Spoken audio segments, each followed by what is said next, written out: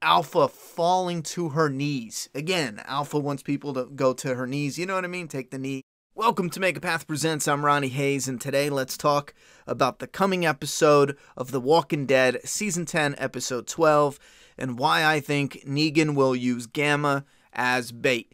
Now, it could be Gamma or Lydia. Based on the trailer, it looks like it'll be either of those, or it could be one or both. And there is a possibility that Alpha's coming death could be one of the most epic Godfather-like moments, and we'll get to that in a minute because something in the trailer led me to believe, they might really go that way. Let's take it back to where we ended episode 11, and that was the beginning of the war at the hilltop. If you want, you can actually watch the battle, in full. The way it cuts off, I do believe it's missing about a minute, but just watch the end of episode 11, and you can do it right now, and then go to YouTube and watch the opening minutes. There's literally like a 4-minute clip of the opening minutes, and it seems like it's the whole battle at the hilltop. It's really cool. There's a lot there I love with the atmosphere and the zombies and the fire. It looks like if we get at least double what we see in the opening minutes, that could be pretty damn cool. And remember, the hilltop is burning down, which means the paintings of our survivors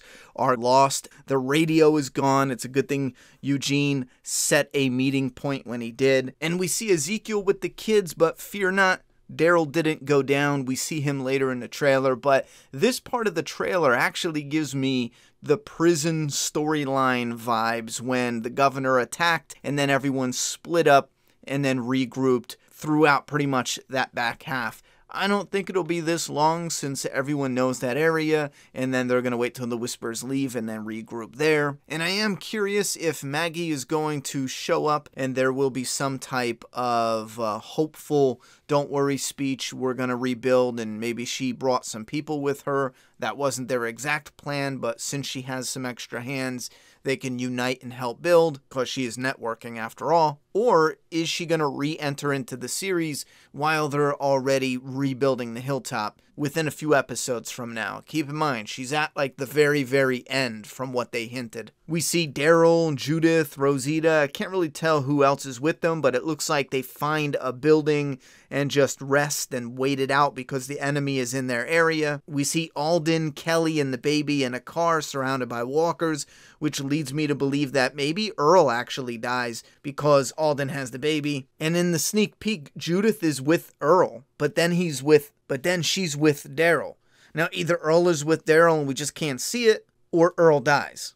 We also see an injured Lydia. Now, I think this is interesting because she looks injured, and the trailer makes it seem like Negan is looking at her and sees her enter the woods, and maybe he follows her. But she clearly has her unique stick. It's a stick with a little nunchuck on it. However, later we see Carol, and she has Lydia's stick. And this is where I started thinking they might be doing something super insane when it comes to Carol, Negan, Alpha, Gamma, Lydia.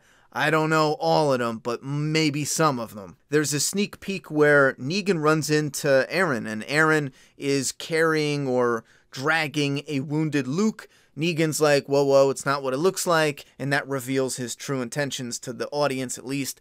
Aaron's a bit pissed at him and wants to kill him, but the walkers come, and it looks like Negan leaves. He either comes back and helps him out and protects him and Luke, or he bounces and it gives him enough time to get away from Aaron while Aaron deals with the walkers.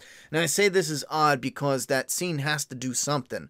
They're not just going to cross paths for no reason. It doesn't make any sense why they would eat up screen time just for that. But I was thinking maybe he sees Lydia, he goes in the woods after her. That's when he runs into Aaron. He didn't happen to see Lydia, but Negan keeps on after Lydia. And this part in the trailer is what led me to believe Negan might be using Gamma as bait. Now peep this, and how awesome would this be? Now on one hand, we know they're building up this blood-boiling hatred between Carol and Alpha, but then they're using the source material and they're building up a storyline with Negan eventually betraying Alpha.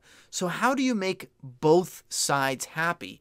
How do you give the whole of the fan base an amazing and awesome scene. Now, I'm going to have to paint a picture, and don't think I mean it to be exactly this, but in order to make the kind of prediction, I need to show you where everyone's at. But picture this. Negan uses Gamma and maybe Lydia both as bait to lure Alpha out. Gamma's in this shack, and that's what they're heading for. And Alpha's thinking, yes, this is it. I'm gonna torture this bitch. And Negan, Alpha go in, drag Gamma out, chuck her out back. She's on the ground, and she's looking up, and she has this defiant, do your worst. I was already figuratively set free anyhow, just with that little bit of time I had with these people. Your way sucks, you suck, yada, yada, yada. But Alpha's not having none of it. She looks down on her in disgust. She looks back at Negan, and she's like, you have given me this gift. They're face to face. They have this intense moment, but then Alpha hears something.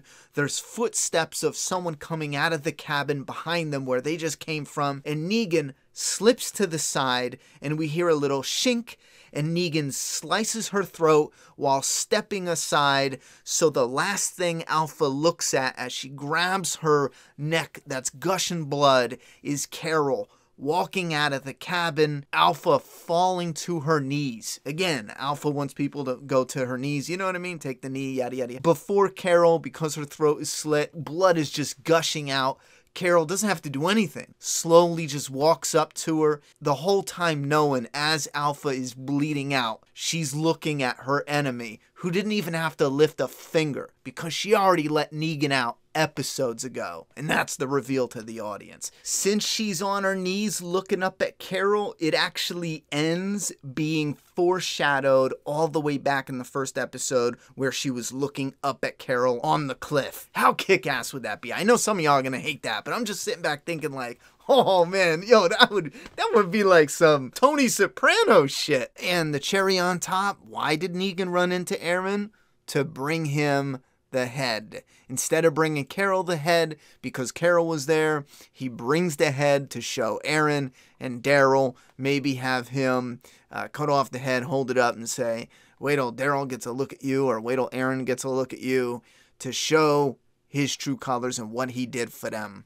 That's pretty much all I can pull from the footage. I do feel like maybe they are showing a bit too much, and it is our fault if we go ahead and watch the opening minutes and the sneak peeks, but if you're curious, and it's right there, it's hard not to, especially when it's officially, you know what I mean, put out. So I did watch the sneak peek and opening minutes for this episode 12. I hope it doesn't take much away, because keep in mind, it looks like they released all the footage of the war at the hilltop, except for maybe an additional 30 seconds or a minute. I'm hoping there's at least another 3 to 4 minutes of stuff out there, but it does look like this episode will be kind of what I predicted, which is it's a bummer, let's be honest, but they put it in the end of the last episode, and then they pop it in the beginning of this episode, and then they get everyone separated, and the story can follow individual characters. Because that costs a shit ton of money. Everything is bigger now. This isn't season 2 on the farm. They struggled with the budget back then, man. Like, this is huge now when you got the whispers and stuff, so it's gotta be tricky, and it's not just filming it. I know some people talk about, they just film it. The bigger, the more people. You ever look at behind the scenes of how difficult it is to orchestrate and choreograph hundreds of extras and then add in CGI on top of that? But there's actually a choreography so people don't get hurt. It's not just simply bring everyone out and film them. Even when they do the fight scenes, a lot of the actors have to go in, for maybe a week or 2 weeks before they're even filming to choreograph some of their fight scenes. So again, there's more to it than simply, when they're there, let's yell at them with a microphone and get them in position. And that is why when I specifically mention budget, some of those is what it's directed at. Because again, if you only have enough money where you need the simplest of fight scenes because you can't pay, or you can't afford to have your actors and choreographers and all this stuff like you should, you're going to have to get the scenes as simple as possible. There's no writer on earth that's going to be able to polish a budget in the script. Not when it's supposed to be epic. Anyhow, that was a little side rant and discussion. I find a lot of the behind the scenes fascinating. That's why I like to absorb as much as I can. I love discussing it. I love different ideas. I know right now it's real, you know, I've seen a lot of the comments on my review. I thought the last episode was okay. I pointed out 18 things I loved about it, and then 8 things I didn't like about it, and all of a sudden I'm a hater and I hate the episode, and it was a negative review, which, what? Bro, this half of the season for me is just alright. You know, if you love it, if it's nuts, if it's the best The Walking Dead has ever been, just because it's not my cup of tea doesn't mean you can't still enjoy it. So I'm glad you're enjoying it. I really am. Like I said, it's not blowing my socks off. That's all. But feel free to put your thoughts and opinions down below. Again, I would love to hear ideas, even if it's different.